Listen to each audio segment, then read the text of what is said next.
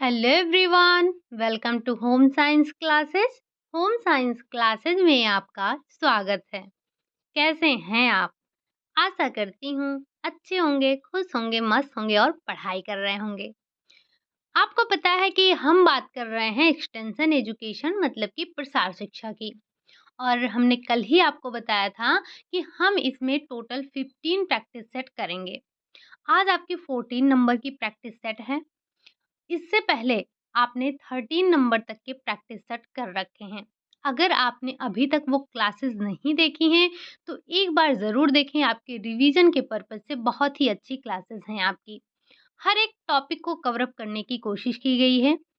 कल आपकी last class है। कल हम डिस्कस कर लेंगे पूरे के पूरे, मतलब कुछ हम नए क्वेश्चनों को करेंगे, कुछ पुराने क्वेश्चनों को। बट आज की जो क्लास है इसमें आपके जो लास्ट टाइम टीजीटी का एग्ज़ाम हुआ था उसमें जो भी एक्सटेंशन एजुकेशन से क्वेश्चन आए थे उन सभी को हमने इंक्लूड किया है। अब चाहे वो आपके क्वेश्चन हमने अपनी क्लास में कर रखे हों या ना कर रखे हों, बट मैक्सिमम क्वेश्चन ऐसे हैं जो कि हमने कर रखे हैं। हो सकता है कि 1-2 क्वेश्चन ऐसे हों जो कि हमने ना किए हों। तो आज की जो आपकी क्वेश्चनों की संख्या है वो 50 होने वाली है। तो पेन और नोटबुक लेकर बैठिएगा। आज की क्लास में आपका 50 में से 50 सही होना चाहिए। यानी कि अगर आज आपका 45 क्वेश्चन सही हुआ, फिर भी ये मान लेना कि आपने मेहनत नहीं की है। क्योंकि आज के जो क्वेश्चन हैं आपके बिल्कुल ईज़ी हैं, जो कि आपको पता है जो लास्ट टाइम आपका पेपर हुआ था, वहाँ के जितने क्वेश्चन हैं या उससे पहले कुछ पीवाईक्यू को हमने इंक्लूड किया है।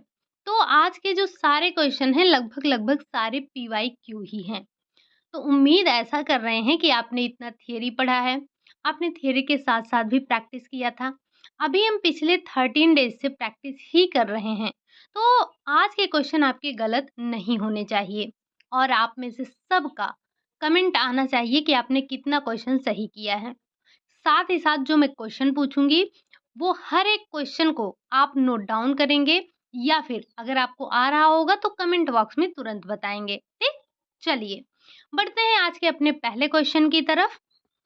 पहला क्वेश्चन है आपका कि प्रसार कार्यकर्ता, क्वेश्चन थोड़े से लेंदी हैं, तो फ़ॉन्ट इनका थोड़ा-सा छोटा है। प्रसार कार्यकर्ता को कार्य प्रारंभ करने से पूर्व पहला कदम होना चाहिए। मतलब जो आपका प्रसार कार्यकर्ता है, अगर वो किसी कार्य को प्रारंभ कर रहा है, तो उसका कार्य को प्रारंभ करने से पहले क्या कदम उठाना चाहिए? क्या ग्रामीण महिलाओं की मूलभूत आवश्यकताओं की समझ होनी चाहिए? कार्य क्षेत्र में संपूर्ण वातावरण एवं परिस्थिति पर अध्ययन करना चाहिए या फिर लोगों की आर्थिक सहायता प्रदान करनी चाहिए? प्रशिक्षित विशेषज्ञों से ग्रामीणों की भेंट करवाई जानी चाहिए। तो जब भी आप कोई कार्यक्रम, यानी कि जो प्रसार कार्यकर्ता है वो जब कोई भी कार्य प्रारंभ कर रहा है उससे पहले उसको जहाँ पर कार्य करना है उस कार्य क्षेत्र में संपूर्ण वातावरण और परिस्थितियों का अध्ययन उसको करना चाहिए कि उसे किस वातावरण में कार्य करना है, क्या वहाँ पर कंडीशन है। साथ ही साथ जब वो ये सब देखेगा तो ये भी तो देखेगा हमारे पास क्या-क्या संसाधन हैं, हम किन-किन संसाधनों का उपयोग कर सकते हैं। तो उसे सबसे पहले वहाँ के वातावरण और परिस्थितियों के बारे में अध्ययन करना चाहिए। सबसे पहला कदम उसका यही होना चाहिए जब वो कार्य को प्रारंभ कर रहा हो। ठीक? बढ़ते हैं दूसरे क्वेश्चन, क्वेश्चन नंबर 2 पर। कह रहा है उज्ज्वला निम्नलिखित में से किसके लिए एक योजना है? उज्ज्वला एक योजना है, आपको बताना है ये किसके लिए योजना है। ध्यान रखिएगा ये जो आपका उज्ज्वला गैस मिला था उसकी बात नहीं हो रही यहाँ पर। उज्ज्वला, क्या ये बच्चों को बाल श्रम से रोकना है? क्या यह महिलाओं पर होने वाले घरेलू हिंसा को रोकना है? या फिर कन्या भ्रूण हत्या को रोकना है या फिर व्यावसायिक यौन शोषण के लिए महिलाओं और बच्चों की तस्करी को रोकना है? तो वैसे यहाँ पर अगर फ्री गैस का नाम दिया होता तो आप कन्फ्यूज़ हो सकते थे। बट आपको पता है कि ये उज्ज्वला जो एक योजना चलाई गई थी, वो जो व्यावसायिक तौर पर महिलाओं और बच्चों की तस्करी हो रही थी, उसको रोकने के लिए चलाया गया था। ठीक? चलिए, अगला क्वेश्चन है, क्वेश्चन नंबर 3 है। प्रसार शिक्षा का उद्देश्य है। ये प्रसार शिक्षा का उद्देश्य क्या है? क्या प्रणाली में परिवर्तन लाना, दृढ़ विश्वास विकसित करना, या फिर ज्ञान को जोड़ना है, या दृष्टिकोण में लचीलापन लाना है? तो जब हम बात करते हैं प्रसार शिक्षा की, तो आपको पता है कि प्रसार शिक्षा क्या करता है? ये दृष्टिकोण में लचीलापन लाता है, ठीक? ज्ञान को जोड़ना, ज्ञान में परिवर्तन लाना, ये सब तो करता ही करता है, बट इसका जो मुख्य उद्देश्य होता है वो ये होता है कि वो दृष्टिकोण में लचीलापन लाए। और आपको पता ही है कि प्रसार शिक्षा लचीली होनी चाहिए, व्यवहारिक होनी चाहिए, लोगों की आवश्यकताओं पर आधारित होनी चाहिए, लोगों की रुचि के अनुसार होना चाहिए।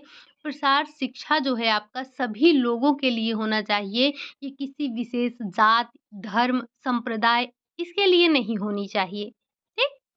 चलिए बढ़ते हैं अगले क्वेश्चन नंबर 4 पर। डॉट डॉट डॉट प्रसार कार्य मूल्यांकन में आने वाली अशुद्धियां एवं समस्याओं में से एक है। क्या समस्याएं आती हैं प्रसार कार्य मूल्यांकन में? निष्पक्ष व्यवहार, अधिक उत्पादकता, त्रुटि पूर्वाग्रह, या अभिवृत्ति परिवर्तन? तो सबसे बड़ी समस्या ये आती है कि लोगों के अभिवृत्तियों में परिवर्तन लाना। ठीक? तो प्रसार कार्य मूल्यांकन में सबसे बड़ी समस्या या कह सकते हैं अशुद्धियों में से एक है क्या?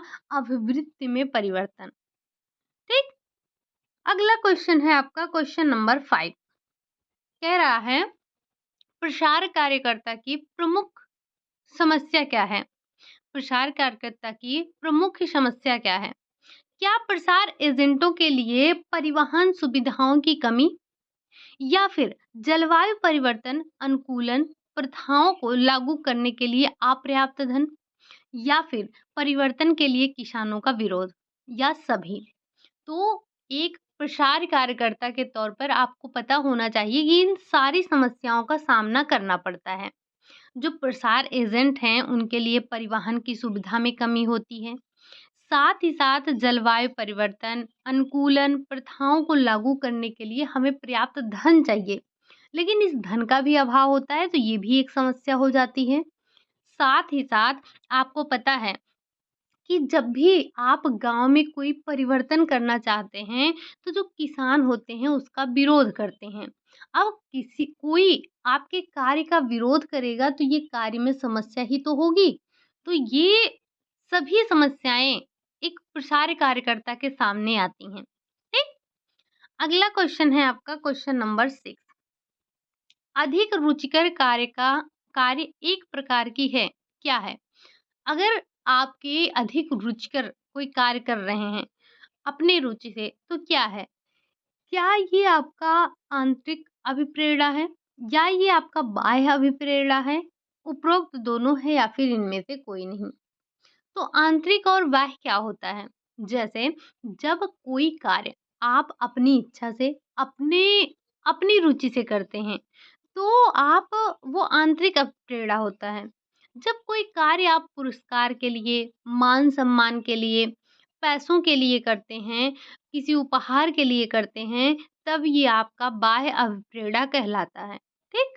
तो अधिक रुचिकर कार्य एक प्रकार का क्या है? ये आपका एक आंतरिक अभिप्रेरणा के अंतर्गत आता है। ठीक? चलिए अगला क्वेश्चन है क्वेश्चन नंबर 7। कठपुतली प्रदर्शन किसके लिए लोकप्रिय है? क्या उपनगरीय क्षेत्र में लोकप्रिय है, शहरी क्षेत्र में है, ग्रामीण क्षेत्र में है, या फिर उपरोक्त सभी? तो भले ही ये क्वेश्चन हमने ना किया हो, क्या आपने इस तरह का क्वेश्चन नहीं किया है? आप कहेंगे किया है। कि अगर हम बात करते हैं कठपुतली प्रदर्शन की, तो ये ग्रामीण क्षेत्रों में लोकप्रिय है। ठीक? ग्रामीणों के लिए कठपुतली का खेल सबसे अच्छा होता है। इसके माध्यम से हम समाज में फैली कुरीतियों के बारे में लोगों को बता सकते हैं, लोगों को जानकारी दे सकते हैं। कठपुतली के माध्यम से हम समाज को समाज के अंदर जागरूकता फैला सकते हैं। ठीक? चलिए अगला क्वेश्चन है क्वेश्चन नंबर 8। क्या कह रहा है? कह रहा है एक विस्तार शिक्षण में शामिल है क्या? संवहन शामिल है, इच्छा शामिल है, क्रिया शामिल है या फिर विधियाँ? तो प्रसार शिक्षण में क्या शामिल है? तमाम विधियाँ शामिल हैं। ठीक? अगला क्वेश्चन है क्वेश्चन नंबर 9। नाम है एकीकृत ग्रामीण विकास कार्यक्रम, जिसे हम क्या कहते हैं? IRDP, integrated rural development programme. Full form इसका है, ध्यान रखिएगा, पूछा भी जाता है। ठीक? तो IRDP का फुल फॉर्म क्या है? Integrated rural development programme. इसकी शुरुआत कब हुई थी? क्या 1960 में हुई, 1965 में हुई, 1970 में हुई या फिर 1978 में हुई?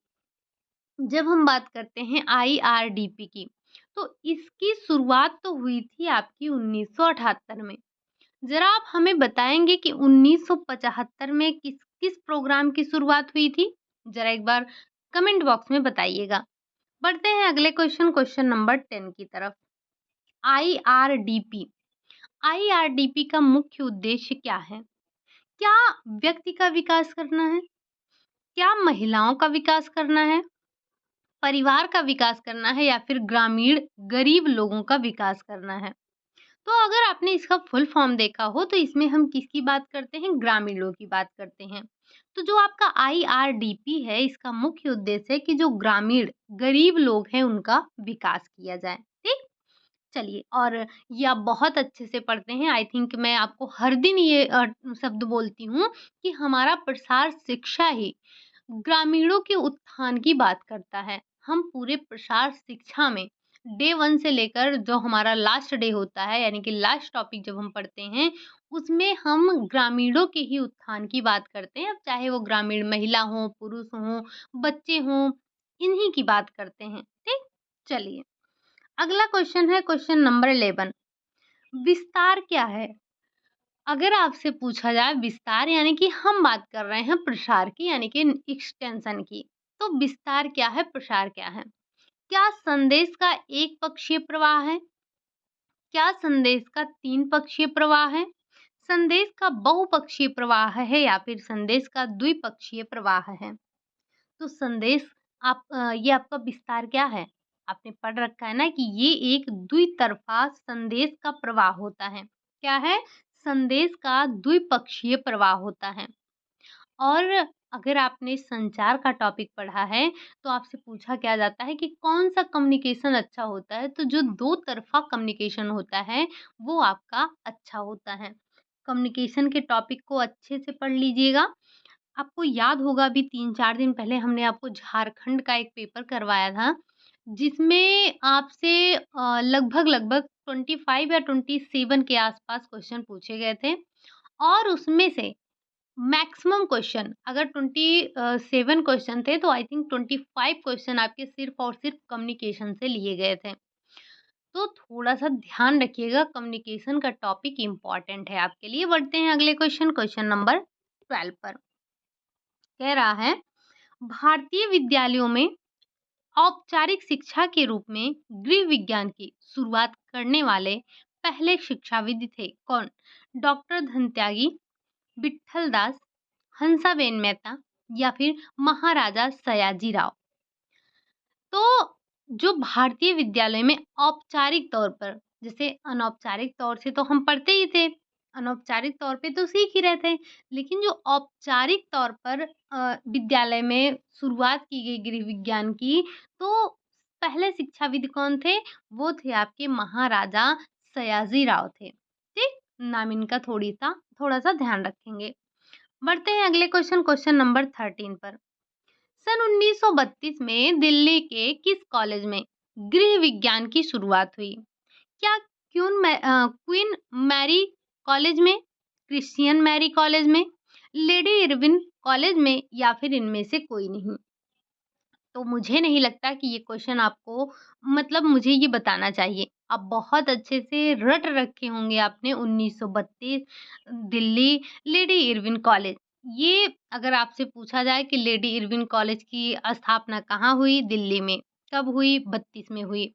कौन से कॉलेज? दिल्ली में 1932 में कौन सा कॉलेज स्थापित हुआ? Lady Irwin college. यहाँ से बनने वाला हर क्वेश्चन आप कर सकते हैं और ये आपका पीवाईक्यू है, आपसे कई बार पूछा जा चुका है। बढ़ते हैं अगले क्वेश्चन नंबर 14 पर। बालक का सामाजिकरण कहाँ से प्रारंभ होता है?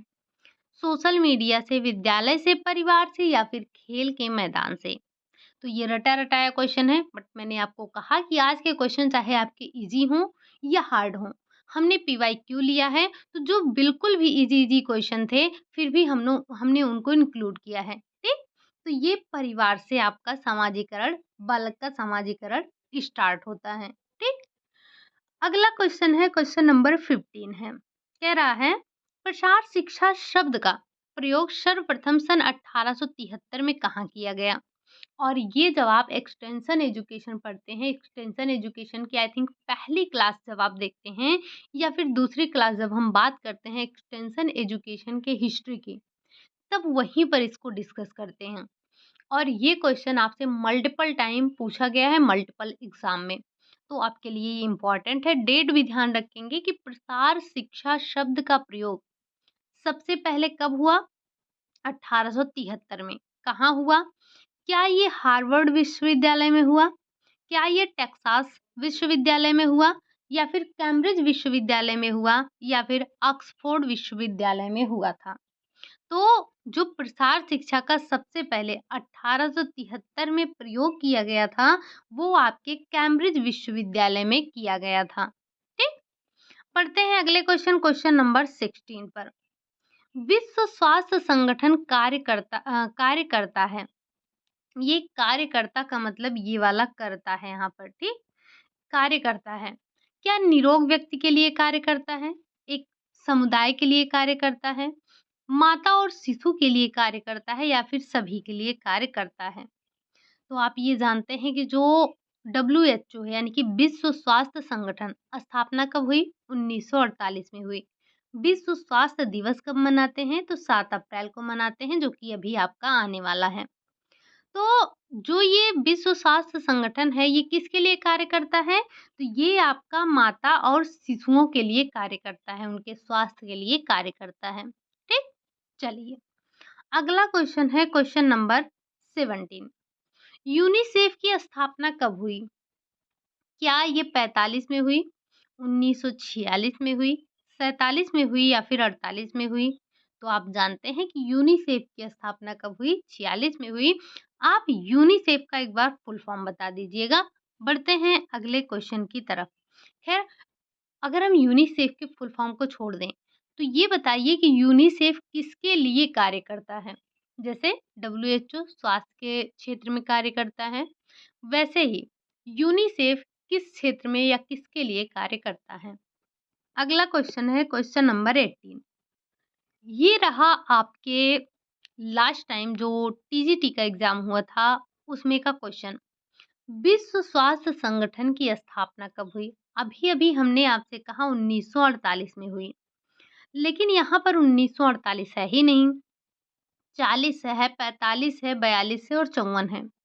और आप ये बहुत अच्छे से जानते हैं कि 40 का WHO से कोई संबंध नहीं है, 42 का भी नहीं है और 50 यानी कि 54 का भी नहीं है। बचा क्या? 1945, और ये आपका राइट आंसर भी माना गया था, क्योंकि 1945 में जो WHO का प्रपोज़ल था वो रखा गया था। यानी कि कहीं न कहीं WHO की के स्थापना की बात या शुरुआत हो चुकी थी।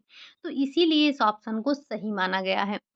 हमने ये क्वेश्चन क्यों रखा? ये क्वेश्चन हमने आपको पहले भी करवाया था और ये बीच-बीच में हम आपको बताते भी रहते हैं।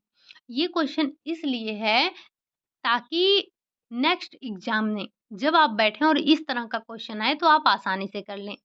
अब मुझे ऐसा लगता है कि अब इस तरह से आने वाला क्वेश्चन आपका गलत नहीं होगा। जैसे मैंने आपको एग्ज़ाम्पल दिया था, अगर आपसे पूछा जाए, उपभोक्ता संरक्षण अधिनियम कब आया? ऑप्शन में 86 नहीं है, 1986 नहीं है, क्या करेंगे? ऑप्शन में आपको 2019 दे दिया है या फिर 2020 में से दे दिया है, 2019 दे दिया है या फिर आपके पास 2020 है। दोनों में से एक की बात कर रहे हैं, तो आप क्या लगाएँगे? 19 या 20 लगाएँगे क्योंकि संशोधन 19 में हुआ, लागू 20 में हुआ था। ठीक? चलिए, अगला क्वेश्चन है क्वेश्चन नंबर 19। कह रहा है सामुदायिक विकास कार्यक्रम की धुरी किसे कहा जाता है? क्या प्रसार प्रबंधन को कहा जाता है, प्रसार कार्यकर्ता को कहा जाता है, ग्रामीण नेता को कहा जाता है या फिर प्रसार विशेषज्ञ को कहा जाता है?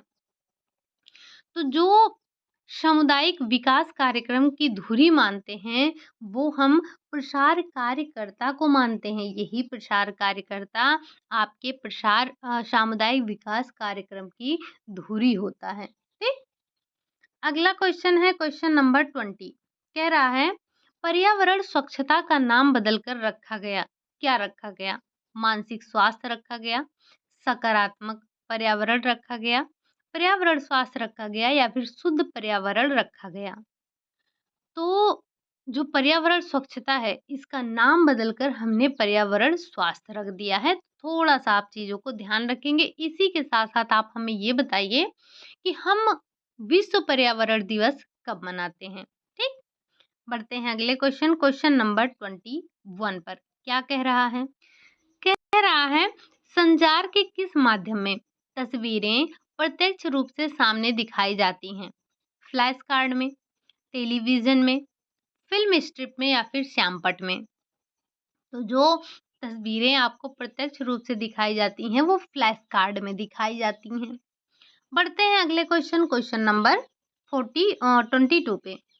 पर्यावरण में उपस्थित आवश्यक तत्वों का जब असंतुलन होता है तो कहलाता है प्रदूषण, रासायनिक प्रदूषण, सांस्कृतिक प्रदूषण या फिर भौतिक प्रदूषण। तो जब हमारे पर्यावरण में जो उपस्थित तत्व हैं, उन तत्वों में असंतुलन होगा। असंतुलन का मतलब कमी या फिर अधिकता, दोनों भी। तो ये क्या कहलाते हैं? आपके प्रदूषण कहलाते हैं। बढ़ते हैं अगले क्वेश्चन, क्वेश्चन शिक्षा के चरण नहीं पढ़े हैं? बिल्कुल पढ़े हैं। 8 चरण हैं और उम्मीद कर रहे हैं कि आप आठों को तुरंत खटाखट अभी बताएँगे। यानी कि जो आपके प्रसार शिक्षा के 8 चरण हैं, उन चरणों को एक बार ज़रा क्रम से लगा दीजिएगा। बात कर लेते हैं, यहाँ पर चरण नहीं है, ध्यानाकर्षण नहीं है, ध्यान अभिरुचि नहीं है, ध्यान विकर्षण नहीं है या फिर संतुष्टि नहीं है। तो हम जानते हैं ध्यान आकर्षण है, अभिरुचि भी है, लेकिन ध्यान विकर्षण नहीं है। क्या नहीं है? ध्यान विकर्षण नहीं है। तो राइट आंसर आपका यही हो जाएगा। फिर से कह रहे हैं, एक बार प्रसार शिक्षा के चरणों को क्रम से लगा दीजिएगा और जरा एक बार वो शॉर्ट फॉर्म भी लिख के बता दीजिएगा, जो हम ऐसे लिखते हैं, मतलब जो भी है या जो भी है, जो हम क्रम से लिखते हैं उसे एक बार लगा दीजिएगा, क्योंकि ये आपके एग्ज़ाम में पूछा जा चुका है। बढ़ते हैं अगले क्वेश्चन, क्वेश्चन नंबर 25। लिखित एवं छपी सामग्री किस प्रकार का साधन है? श्रव्य साधन, दृश्य साधन, श्रव्य दृश्य साधन या इनमें से कोई नहीं? देख लीजिए, आपके ये पीवाई क्यों हैं, इतने ईज़ी हैं। अब इस तरह के बनने वाले क्वेश्चन आप गलती से भी गलत नहीं करेंगे, ऐसा मुझे पूर्ण विश्वास है। छपित सामग्री या लिखित सामग्री वो क्या होती है? आपकी दृश्य साधन के अंतर्गत आती है। आपने ये बहुत बार पढ़ रखा है और बहुत आसान भी है आपका। हमने पहले ही बताया था कि जो छपित सामग्री है, लिखित सामग्री है, एक तो आपने लिखित सामग्री भी पढ़ी थी, श्रव्य सामग्री पढ़ी थी, दृश्य सामग्री पढ़ी थी।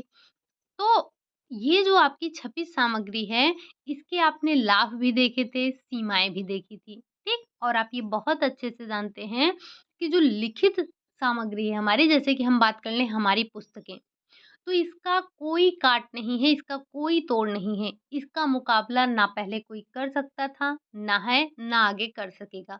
पुस्तकों की उपादेयता जो है या उपयोगिता हम कह लें, ये कभी कम होने वाली नहीं है ना? चलिए बढ़ते हैं अगले क्वेश्चन, क्वेश्चन नंबर 26 पर।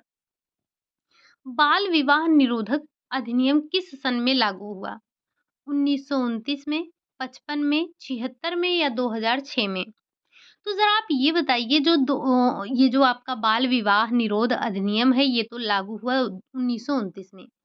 इसे हम किस एक्ट के नाम से जानते हैं? एक बार आप हमें ये बता दीजिएगा। बढ़ते हैं हम अगले क्वेश्चन नंबर 27 पर। प्रसार शिक्षा का प्रथम चरण है, क्या है? ध्यान आकर्षण है, संतुष्टि है, रुचि है या फिर इच्छा है? तो वैसे तो ये हमारे क्या हैं, सारे के सारे प्रसार शिक्षा के ही चरण हैं। लेकिन आपको पता है कि प्रथम चरण अगर पूछा गया है, तो वो आपका ध्यानाकर्षण है अर्थात अटेंशन है। पहला ए, अंतिम ए या दूसरा ए, प्रथम चरण, दूसरा चरण, अंतिम चरण, चौथा चरण, पाँचवाँ चरण, सब याद होना चाहिए, कुछ भी पूछा जाए। बढ़ते हैं अगले क्वेश्चन नंबर 28 पर। दिए गए विकल्पों में से यानी कि दिए विकल्पों में प्रसार शिक्षा का सर्वोत्तम विधि कौन-सी है? क्या आकार और ग्राफ प्रदर्शनी है, चित्र एवं फोटोग्राफ है या फिर श्रव्य सामग्री है? तो अगर आप प्रसार कार्य कर रहे हैं तो उसके लिए जो सबसे अच्छा या सबसे उपयुक्त विकल्प होता है वो आपकी प्रदर्शनी होती है। ठीक? बढ़ते हैं अगले क्वेश्चन नंबर 29। अच्छा, यहाँ पर कुछ आपके जो 2016 के क्वेश्चन थे उसको भी इंक्लूड किया गया है, ठीक है? तो जब हम बात करते हैं अंतर्राष्ट्रीय स्वास्थ्य दिवस की, तो क्या ये 7 अप्रैल को, 7 जून को, 5 जून को या फिर 9 दिसंबर को मनाया जाता है? तो आप जानते हैं अभी-अभी थोड़ी देर पहले ही हमने बताया था कि जो विश्व स्वास्थ्य दिवस है वो आपके डब्ल्यूएचओ की जो स्थापना हुई थी, उसी दिन मनाया जाता है अर्थात 7 अप्रैल को मनाया जाता है। 5 जून को हम मनाते हैं विश्व पर्यावरण दिवस और योगा दिवस कब मनाते हैं? तो 21 जून को हम योगा दिवस मनाते हैं। वैसे ये जो आपके जून का महीना है, इसमें 2 इम्पोर्टेंट डेज़ हैं। आप इनको जो है याद रखिएगा, एक तो है आपका 5 जून और दूसरा है आपका 21 जून। अच्छा, आप हमें एक क्वेश्चन बताइए, हम 22 मार्च को क्या मनाते हैं? 22 अप्रैल को क्या मनाते हैं? और 22 मई को क्या मनाते हैं? ये 22 का लफड़ा क्या है? यानी कि 22, 22, 22, 22 मई, 22 अप्रैल, 22 मार्च। इन तीनों को हम कुछ तो ऐसा इम्पोर्टेंट और ये बहुत ही इम्पोर्टेंट डेज़ हैं, याद रखिएगा। आप हमें बताइएगा कि ये क्या मनाते हैं हम इस दिन? हमने आपसे कई बार चर्चा कर रखा है और आपका ये जो कम्युनिटी पोस्ट पर भी हमने इससे रिलेटेड क्वेश्चन कर रखे हैं। ठीक? चलिए, अगला क्वेश्चन है क्वेश्चन नंबर 30 है। शिक्षित करके व्यक्ति की मनोवृत्ति, दृष्टिकोण, व्यवहार में परिवर्तन लाना किसका आधारभूत दर्शन है? शिक्षा का, प्रसार शिक्षा का, शिक्षण का या फिर अनौपचारिक शिक्षा का? तो आपने ये देखा है कि जो प्रसार शिक्षा है, वो क्या करता है? उसका काम यही है कि लोगों की मनोवृत्ति, उनके दृष्टिकोण, उनके व्यवहार में परिवर्तन लाना। तो प्रसार शिक्षा क्या करता है? लोगों की मनोवृत्ति, उनके दृष्टिकोण, उनके व्यवहार में परिवर्तन लाता है। ठीक? चलिए, अगला क्वेश्चन है क्वेश्चन नंबर 31। सामुदायिक विकास योजना का आरंभ किया गया कब? 9 मई 1958 को, 2 अक्टूबर 1952 को, 8 जून 1971 को और 15 जनवरी 1960 को। तो जो हमने ऑप्शन बनाया था वो थोड़ा-सा टिपिकल हो गया था, क्यों? क्योंकि उसमें हमने 2 अक्टूबर सब रख दिया था और आपको पता था कि 2 अक्टूबर को हुआ था। सन में अगर आप भूलते तो आप आसानी से वहाँ पर नहीं कर पाते। लेकिन यहाँ तो आपको अगर सन याद है तो आराम से कर लेंगे या आपको डेट भी याद है तब भी आराम से कर लेंगे। क्या? 2 अक्टूबर 1952। ये जो आपका सामुदायिक विकास योजना थी इसका प्रारंभ कब हुआ था? 2 अक्टूबर 1952 को हुआ था। अगला क्वेश्चन है क्वेश्चन नंबर 32। प्रसार शिक्षा का उद्देश्य क्या है? दृष्टिकोण में परिवर्तन लाना, ज्ञान में परिवर्तन लाना, कार्य दक्षता में परिवर्तन लाना अर्थात इसी को हम कहते हैं कौशल में परिवर्तन लाना। तो ये तो आप जब पहले दिन एक्सटेंशन एजुकेशन पढ़ते हैं तभी इस चीज को पढ़ते हैं कि प्रसार शिक्षा का उद्देश्य क्या है? लोगों के दृष्टिकोण में परिवर्तन लाना, उनके ज्ञान में परिवर्तन लाना, उनके कार्य करने के कौशल में परिवर्तन लाना। अर्थात ये इन तीनों में परिवर्तन लाने का कार्य करता है। बढ़ते हैं अगले question number 33। Dot dot dot मतलब बताना है किस सन में कृषि प्रसार को संयुक्त राज्य अमेरिका द्वारा मान्यता प्राप्त हुई। ये रिपीटेड क्वेश्चन है, मल्टीपल टाइम रिपीट हुआ हुआ क्वेश्चन है ये आपका। 1920 में, 1914 में, 1950 में या फिर सन 1900 में। तो ये रटा-रटाया क्वेश्चन है।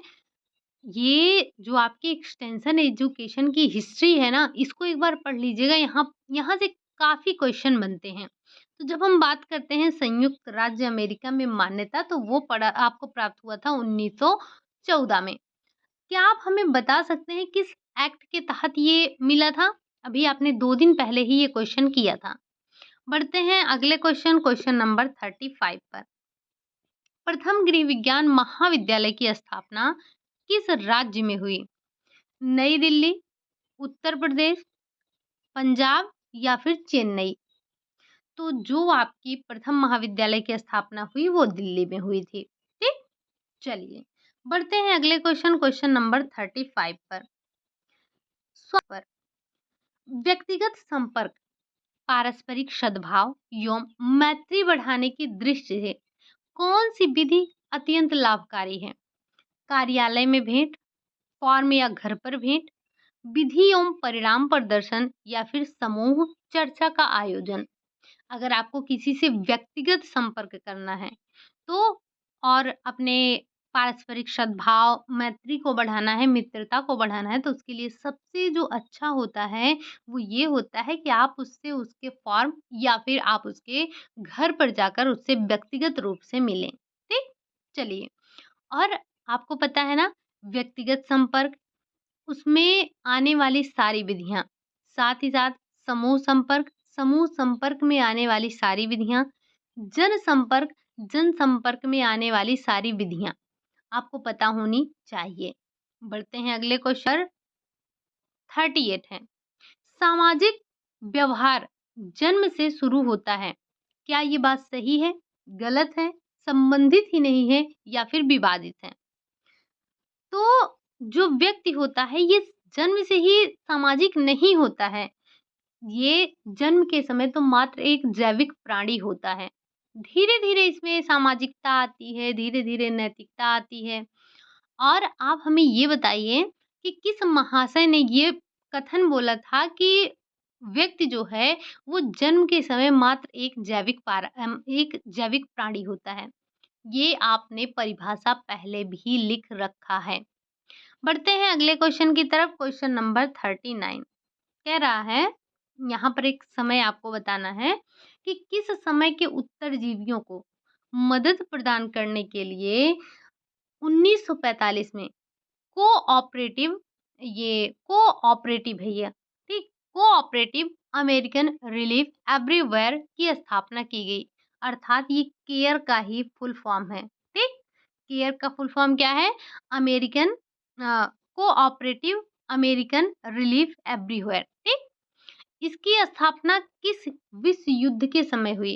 क्या प्रथम विश्व युद्ध के समय, शीत युद्ध के समय, दूसरे विश्व युद्ध के समय या फिर कारगिल युद्ध के समय?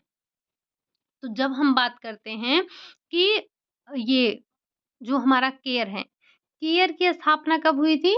तो इसकी स्थापना दूसरे विश्व युद्ध के समय जो वहाँ के उत्तरजीवी थे उनको मदद प्रदान करने के लिए 1945 में केयर की स्थापना की गई थी। ज़रा इसका हेडक्वार्टर बताइएगा कि केयर का मुख्यालय कहाँ है? बढ़ते हैं अगले क्वेश्चन, क्वेश्चन नंबर 40 पर। शिक्षा का अर्थ यह नहीं कि लोगों को वह बताया जाए जो वह नहीं जानते। शिक्षा का अर्थ तो ये होता है कि उन्हें उस तरह व्यवहार करना सिखाना जिस तरह वे नहीं करते हैं। मतलब हमें शिक्षा में ये नहीं करना कि लोग जो नहीं जानते हम उनको बताएँ। हमें ये बताना है उन्हें कि वो जिस तरह से व्यवहार करते हैं, वो उन्हें जैसा करना चाहिए वैसा व्यवहार नहीं करते हैं वो, ठीक? तो ये जो परिभाषा कही गई या जो कथन बोला गया किसके द्वारा? किल्से एल डी के द्वारा, पी.आर.आर. सिन्हा के द्वारा, जॉन ड्यूवी के द्वारा या फिर रस्किन के द्वारा? तो ये जो परिभाषा दी गई या जो कथन कहा गया ये जॉन ड्यूवी के द्वारा कहा गया था। बढ़ते हैं अगले क्वेश्चन, क्वेश्चन नंबर 41 पर।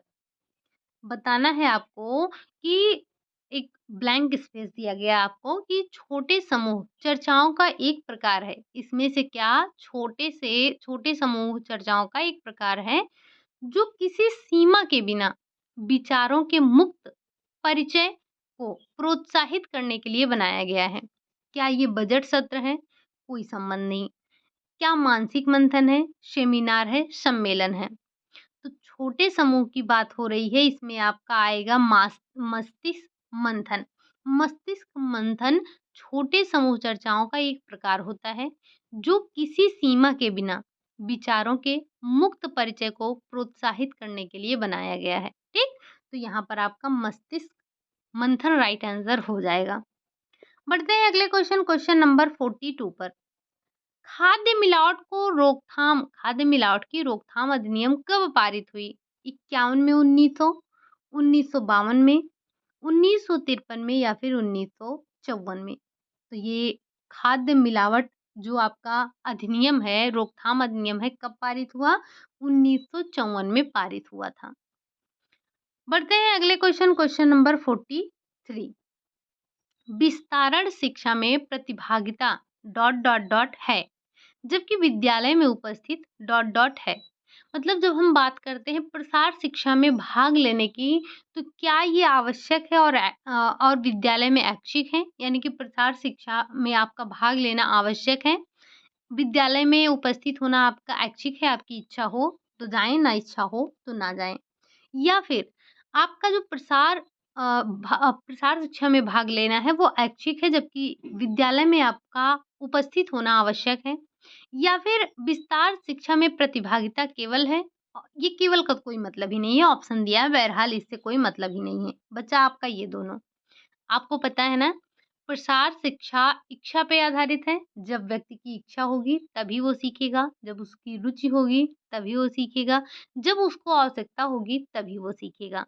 तो प्रसार शिक्षा विस्तारण शिक्षा में प्रतिभागिता ऐच्छिक है, जबकि विद्यालय में आवश्यक है। विद्यालय में नहीं जाएँगे तो पिटाई, कुटाई, धुनाई हो जाएगी।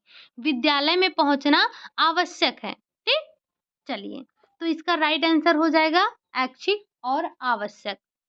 बढ़ते हैं अगले क्वेश्चन नंबर 44 पर। क्या कह रहा है? क्वेश्चन नंबर 44 कह रहा है, आयोजनबद्ध भागीदारी के कारण अभिवृत्तियों के परिवर्तन के लिए उदाहरण है। क्या? साझेदारी और निर्णय निर्माण, आयु में परिवर्तन, लंबी बीमारी या फिर प्राधिकार की स्थिति। तो जब हम बात करते हैं किसकी? जब हम बात करते हैं आयोजनबद्ध भागीदारी के कारण आवृत्तियों में परिवर्तन के लिए उदाहरण, तो ये आपका साझेदारी और निर्णय निर्माण आ जाता है। ठीक? ऑप्शन नंबर फर्स्ट आपका राइट आंसर हो जाएगा। बढ़ते हैं अगले क्वेश्चन नंबर 45 है। कह रहा है, इसमें से कौन सा यंत्र एक उपकरण या संप्रेषण यंत्र है, जिससे संदेश तो आप देख सकते हैं लेकिन सुन नहीं सकते?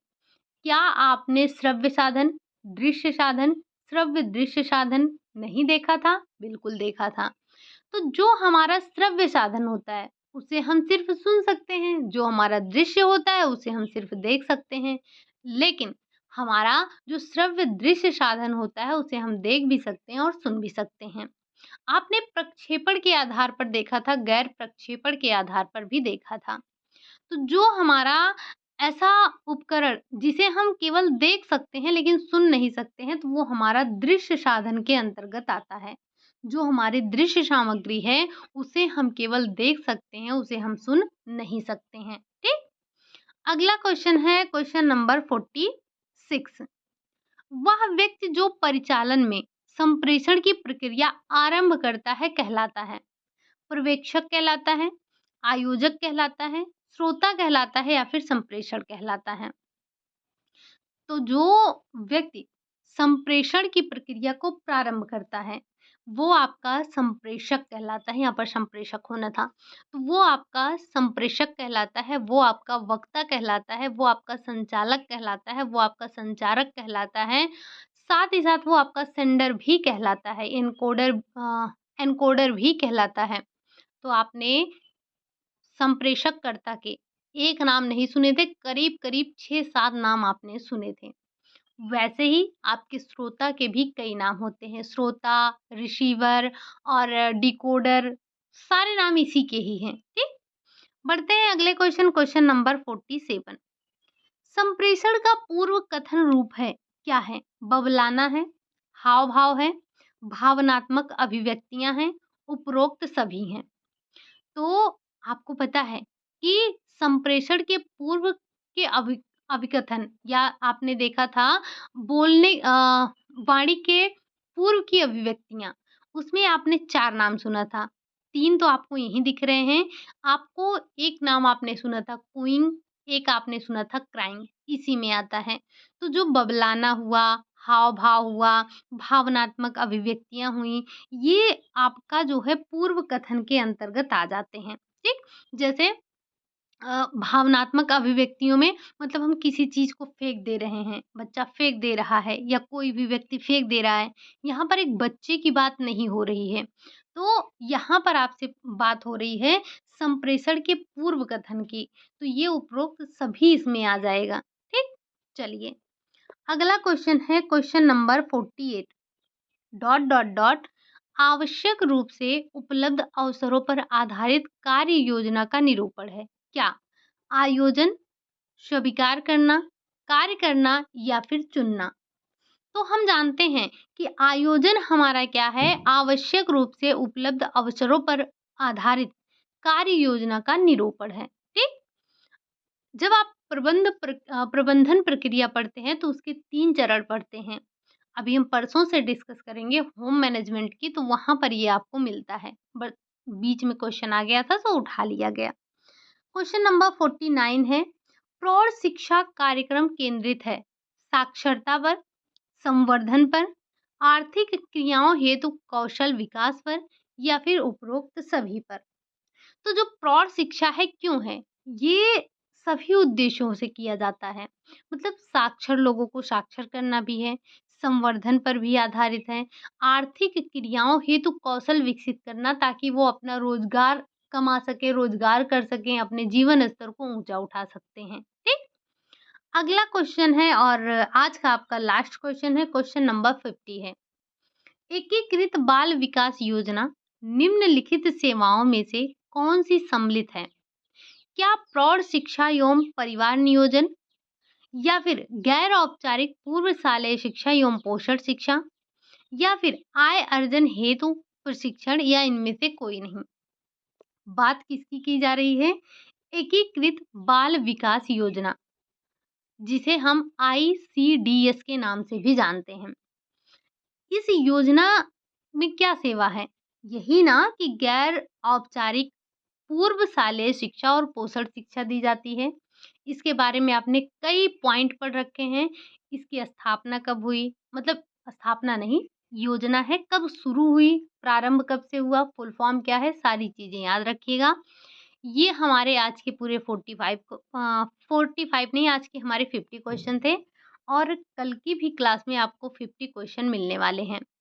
तो आपका आज कोई क्वेश्चन गलत नहीं होना चाहिए था। उम्मीद यही कर रहे हैं कि आपने 50 में से 50 क्वेश्चन सही किए होंगे। अगर सही नहीं किए हैं, तो ये बहुत गलत बात है, क्योंकि हमने थियरी भी कर रखा है। हमने प्रैक्टिस थियरी के साथ में प्रैक्टिस भी किया था।